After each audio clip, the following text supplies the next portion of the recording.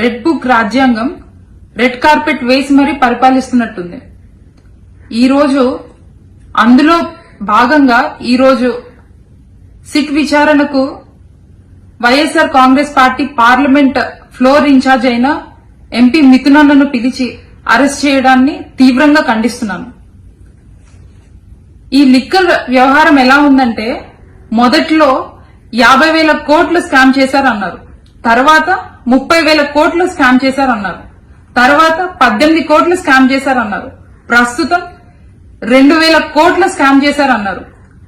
మొదటి నుండి ఇప్పటి వరకు చూసుకుంటే ఇదంతా ఒక కట్టుకథగా కేవలం వైఎస్ఆర్ కాంగ్రెస్ పార్టీ మీద కక్షపూరితమైన రాజకీయం చేస్తుందని క్లియర్ కట్ గా మనకు అర్థమవుతుంది.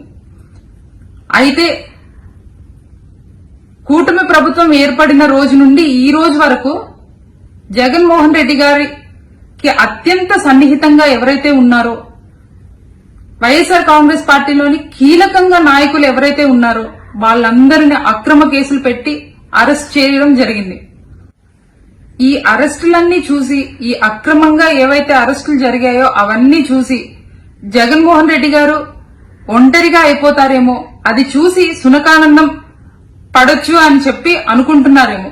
కానీ ఇక్కడ ఉన్నది జగన్మోహన్ రెడ్డి గారు, వైఎస్ రాజారెడ్డి గారి మనవడు, వైఎస్ రాజశేఖర్ రెడ్డి గారి తనయుడు, సొంత పార్టీని పెట్టి ఢిల్లీని ఢీకొట్టి కోట్లాది మంది అభిమానులను సంపాదించుకున్న వ్యక్తి.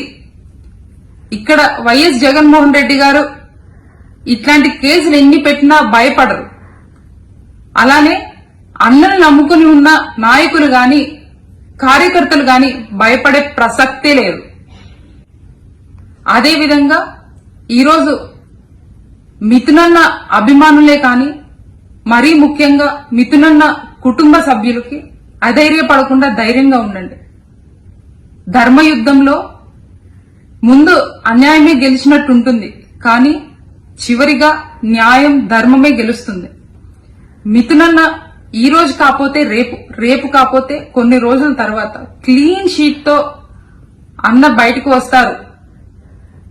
వి స్టాండ్ విత్ మిథునన్న.